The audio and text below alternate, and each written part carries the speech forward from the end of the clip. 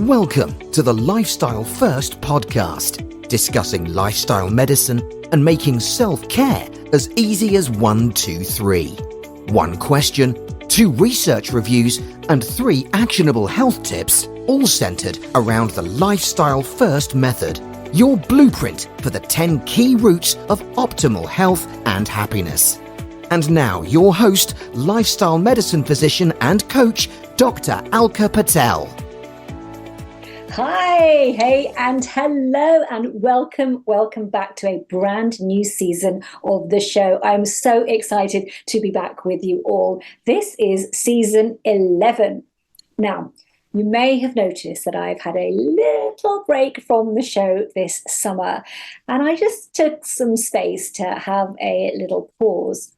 Now, one of the things that I did during this pause was to spend 7 days in silence.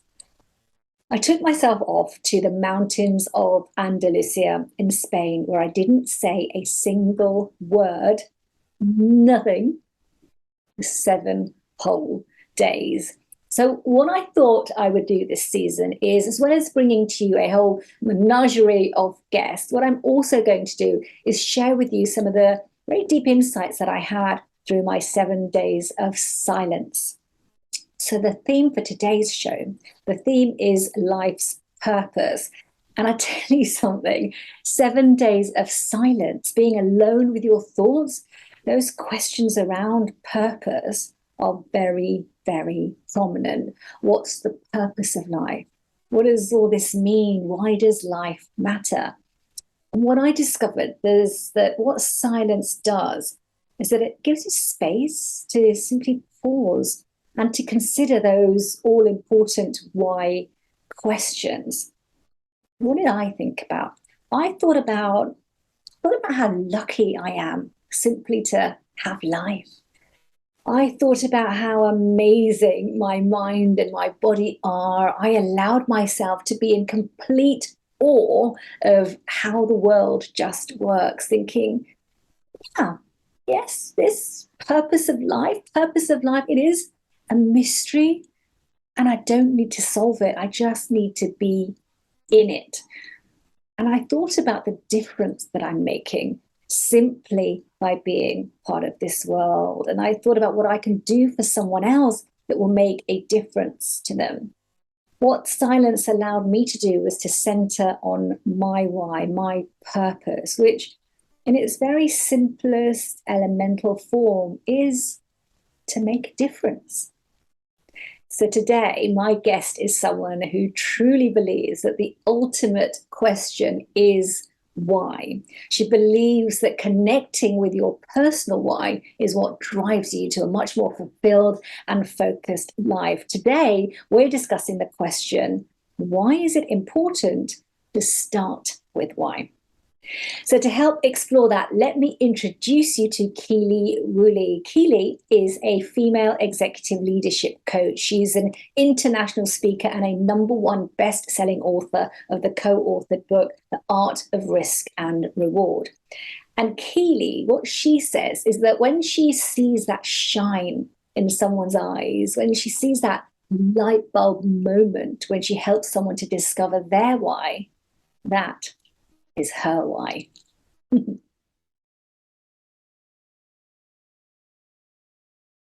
Keely, welcome to the show. Hello.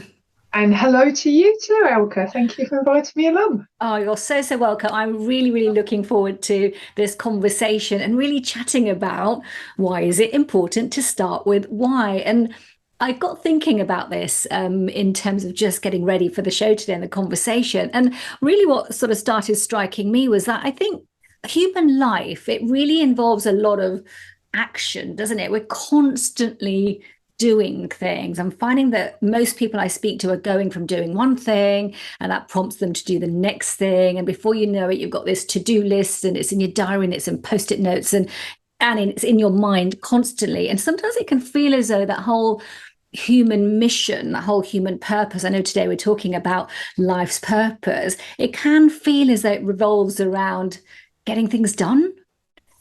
And I think that our conversation today is really about how often do we think beyond that? How often do we think beyond what has to be done to really pausing to think, why am I actually doing this?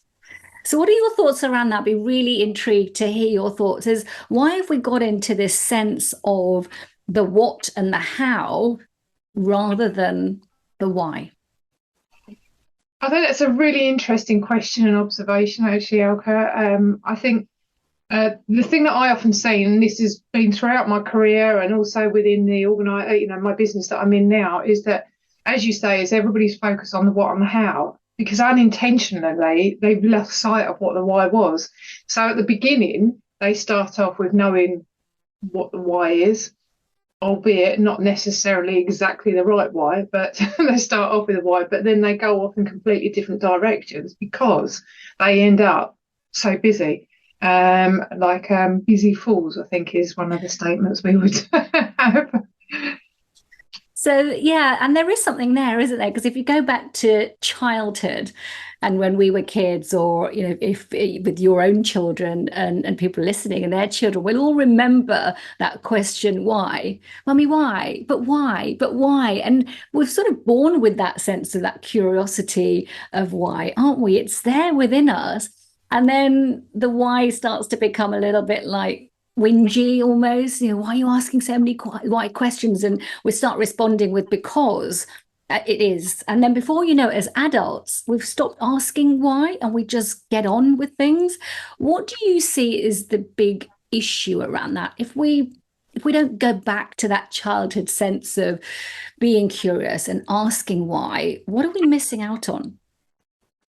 Again, that's an interesting point. I think the thing is that when we do stop asking that question, then and we stop losing the curiosity, I think that then leads to boredom. It leads to distraction. It leads to us doing the wrong things. It leads to us feeling unfocused. It leads to us feeling, we lose a sense of passion and our sense of drive.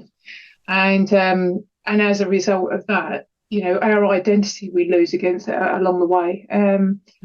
Quite often the result of me actually ended up having a successful career was because I kept on asking the question why.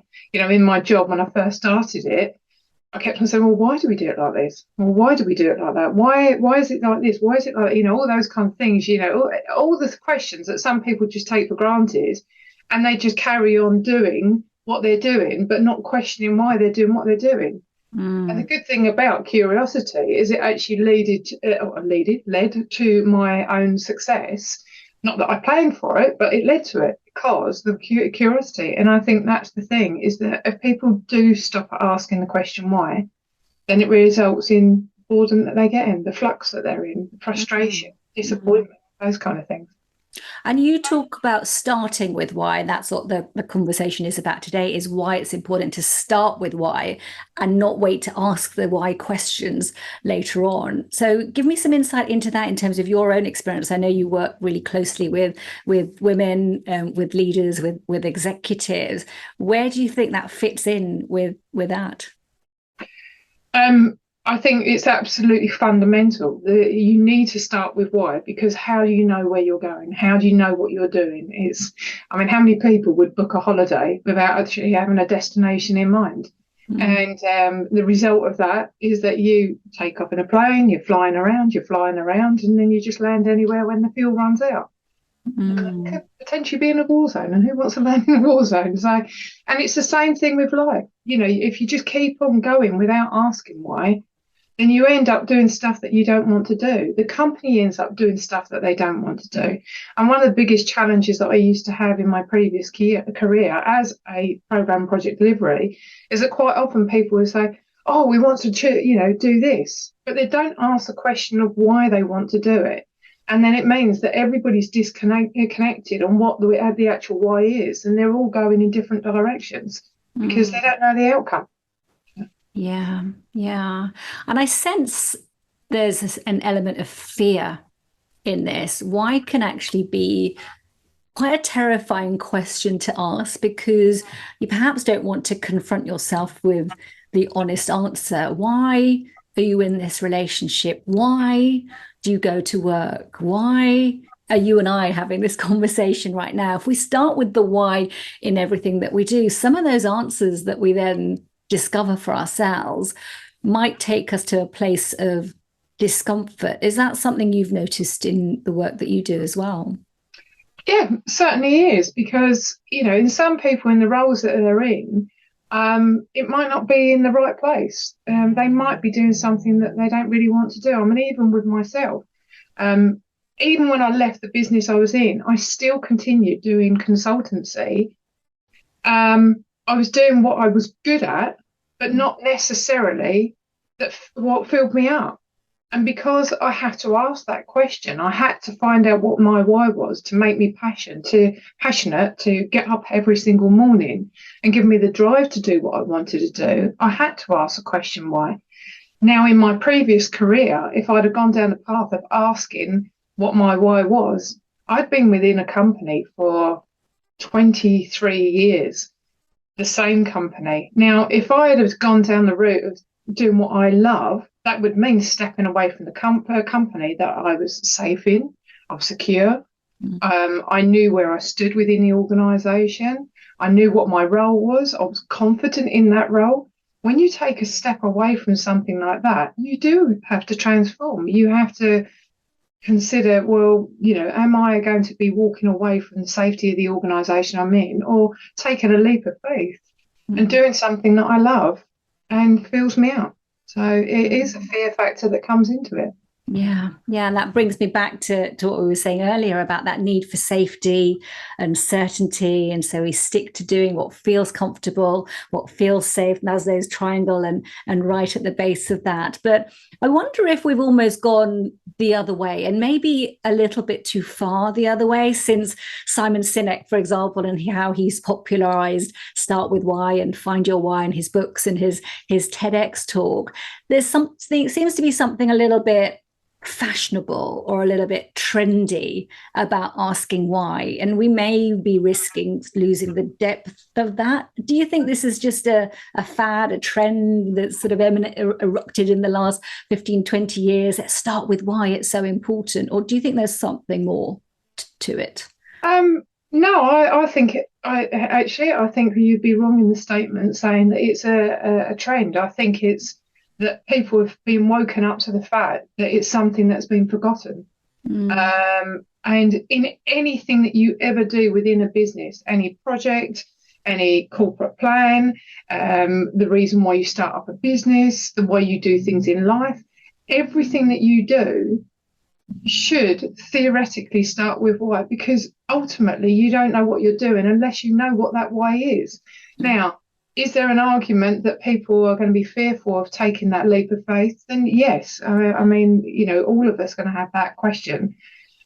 Why are we in our relationships we're in? Why do we live where we live? Why do we do the things that we do? And, why can be so many different questions. But unless you know what the why is, I mean, even when I do root cause analysis within business in a manufacturing plant, when I do stuff within a consultative environment, every single question starts with why. Because you need to understand why, what's the purpose of that, how does it work, what does it feel like, what does it sound like, what does it look like, all of those things that are associated to the why are absolutely fundamental. So And it can be a hard thing to do, which is why it can feel easy to almost shy away from asking those very questions of why am I doing what I'm doing. And if we connect that back to purpose, the purpose of life, or getting out of bed in the morning, and the meaning that we attach to that can feel sometimes quite ethereal and almost sort of beyond the doing. Look, I'm just getting up and I'm just going to work and this is what I do. And I think there's something about the why enables the sustainability. It creates that motivation to keep going because there's a really deep sense of connect to a reason behind it, a driver, a motivation that is much, much stronger than the action itself. Is that something that you've noticed as well amongst perhaps some of your clients who haven't been purpose driven, who haven't felt that sense of purpose and reason why? Have you noticed that affects motivation and sustainability? Absolutely, because they end up losing sight of what they're doing. The energy flows start drifting off because they've lost that some sense of purpose along the way. I mean, how many of us have gone down the route of saying, "Oh, let's get healthier, let's lose weight, let's," you have New Year's resolutions, and we're going to do something, but they start off all in the right direction, and then gradually they drift off. And the reason why they drift off is because they're not clear about why they're doing it, the purpose of why they're doing what they're doing. And ultimately, you need a reason in order to sustain something. And if you don't have a good reason, that's why it drops off. And I mean, at the end of the day, we're all creatures of habits. We do what's easy, not what's necessarily right. Yes. As a good old Dumbledore would say. I love that Dumbledore quote. I love that. And I know previously in conversations you've had, you've also mentioned Viktor Frankl and his work as well. What do you take from some of his concepts around having a reason and a why? I mean, in fact, he's a great example of why, why it is so important. I mean, one of the things that he actually did a study on was obviously through the concentration camps, and he was intrigued as to why there are some that will end up giving up, so to speak, and I mean, under very, very extreme circumstances. But then there are others that seem to survive through it because they had that sort of sense of purpose. And I think one of the phrases that he actually said, and I am going to actually read this because my memory is not as fantastic, is that those that have a sense of why to live can bear with almost any how.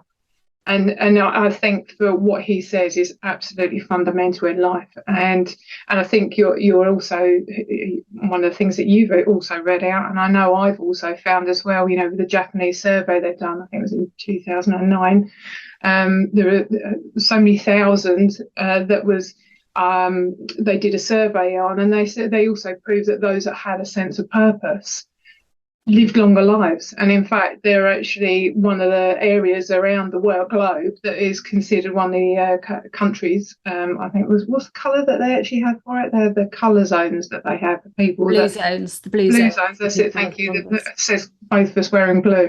Should have been a trigger. The blue zones, where they say that they've got better longevity of life because of having a sense of purpose. Which comes from why, doesn't it? That purpose is part of your survival mechanism.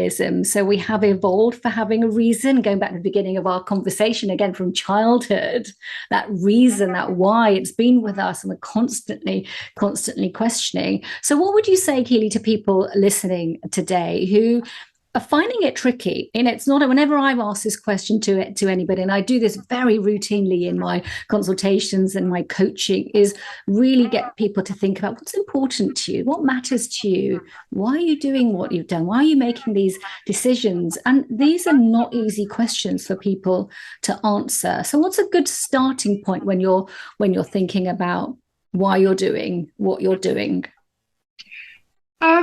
Yeah, that's a really interesting question. I mean, I think for me, quite often I return to sort of, as you've turned around, it's almost going back to when you was younger, and through your journey and asking those questions about things that have, lit you up then, and or circumstances that have occurred, and finding out what was important to you. And I don't mean from a general perspective, I mean really digging deep.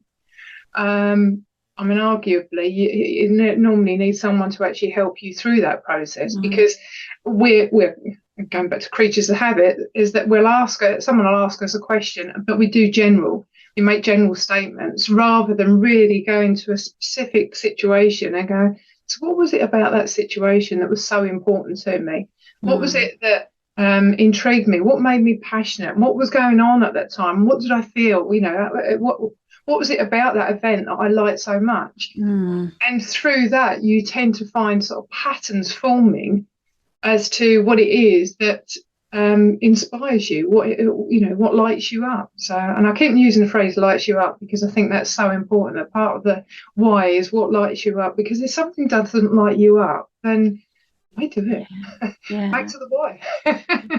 There's a real energy that's associated with purpose, isn't there? And knowing why you're doing what you're doing, from the simplest things of perhaps cooking a meal to perhaps a wider purpose of going to work and working or serving others, and what you do. There is a real energy associated with that. And I love that you've brought that up in the form of lighting you up and that glow that you create. And I honestly, truly believe energy is contagious. And when you're emanating that purposeful, intentional living, really connected with your why, then you radiate that out, and people feel that connection and create that for themselves as well. And I've certainly seen that sort of interplay with people that I've interacted with. But I will share something here as well, because back to kind of how hard that question is to answer, what is my purpose? It's a really difficult one to answer. And what I often get people to do is just to focus on today.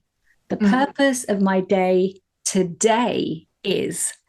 And I find that if you can really zone in on today, then of course we know today creates tomorrow, which creates a week, a month, a year, which creates your life. So really thinking about that, about when you step out of bed, is why am I getting out of bed? Before you do that, just ask, what's the purpose of my day today? I find is a really, really helpful question to get that ignition, to get that energy for the day as well. So what are your thoughts around that? Or what have you got a special question that you find creates that sense of light bulb moment, that glow for people that you work with? Yeah, it's funny enough is that, for me, it's more around the intention. But before I actually do my intention question is, what is it I'm going to do today? I also do ask this question as, what am I grateful for as well? Because I like, so few people celebrate their wins. And when they don't celebrate their wins, so quite often they start off their day on a sort of negative stance. So if they can start on a positive stance, and then they can ask a question, so what is my intention today? What do I want to succeed today? So they can see that over from day to day that they're actually making progress on the things that they need to do. So I think that why question is a very important one to start the day with, as long as you know what it is that you're supposed to be doing. So the question is that once you found your why, do you actually set yourself any daily intention goals? Do you have an aspiration that you want to actually, achieve, those kind of things? And again, that's something that I'm not saying all people don't do, but there are many people that don't do that. So they just function, I think, is more to the point. So Yeah. And I love that. It's a really important point, isn't it? Is to enable your why to play out in your day, and then give yourself a little bit of space to notice what that was like, and be grateful that you had the opportunity to show up with a purpose, with an intention for your day as well. So no, wonderful. Thank you, Keely. And now, here is your lifestyle first prescription. Your 3 activating actions to take you from knowing to doing. So shall we move on to what's usually my favorite part of the show, which is the action taking? And although we're talking about purpose and being and why, I'm very much thinking about getting people to take action in this particular area. So are there 3 things that you can leave us with? And they might be questions, or they might be things that people can access or consider when really coming back to that question, why is it important to start with why? Okay, then. So there's one that's probably sounds like a bit of a curveball, and the reason being is because it's the key part of on my program is around managing your stress levels. Because I find that when people reach out to me, it's often because they're in a space of stress and anxiety and imposter syndrome. So my first thing that I always say to them: start monitoring your stress levels and record when you begin to feel that anxiety and stress creeping in. So when you start measuring that over a period of time, then you can start establishing patterns. So that's my first thing that I always ask my clients to do. I love that. I know we haven't talked about the connection between stress and purpose here, but it's a great point to raise in terms of action taking, because certainly when you're feeling under stress, it could be because you've been taken away from your purpose, whereas when you're connected to it, stress can feel very, very different. So no, I love that. And that will probably be a conversation for another day to have, is that connection between stress and purpose. So thank you. Thank you for reminding us of that. Second action, what else, Keely? And in relation to that is consider where you are, when, who, what, why, when the feelings start to creep in, because again, that connects it up. In relation to it. And then when you're doing this is the third step, and that's monitor it over a month and see where those patterns begin to reveal themselves. And all of that then starts helping you to lead into why are you feeling that way and how we can actually manage those in the future. So it all still ends up going back to that whole why. Yes, it all comes back to why, doesn't it? Indeed. So wonderful. And I love that, because you've sort of also touched on patterns. And I know you mentioned previously we're creatures of habits, but really we fall into very concrete thinking patterns, ways of that our minds work that become quite fixed over time because we get so used to them. So allowing yourself to follow and understand your patterns of thinking is one of those first steps as well, to being able to change that pattern and connect that with, why am I thinking what I'm thinking? What's another way that I could look at this? Why is it important for me to consider another view? So fabulous, Keely. And certainly from your work, there may well be people who want to connect with you. I know we said earlier you work very closely with female leaders and executives and helping them to go beyond what they're doing and thinking about why they're doing what they're doing. And what's the best way to connect with you in that case? So I've actually probably my LinkedIn profile, but with my LinkedIn profile, if I can share that with you within the chat, is that the best way to do that? And I also have a free, sorry, my dog is saying hello in the background, always the way. And I also have a free daily stress tracker if people would like to have a link to that as well. So, and they can start monitoring their patterns as part of the action. Oh, love that. That'll be super helpful. I'll put all those links definitely into the episode description so people can connect with you through LinkedIn, and certainly to have a look at your stress tracker, which sounds like a really great way to understand your patterns and the way you're thinking and get really connected to your why as well. So thank you so much, Keely. This has been a great conversation and certainly some takeaways for us all to consider thinking about. So thank you. And thank you, Elke. Thank you for inviting me. Very welcome. And I wish everyone listening a happy, healthy day. Thanks for joining us on the Lifestyle First podcast, making self-care as easy as 1, 2, 3. Don't forget to subscribe and share, and we'd love it if you'd be kind enough to leave a review. To learn more or to arrange a consultation, please visit www.dralkapatel.com. See you next time.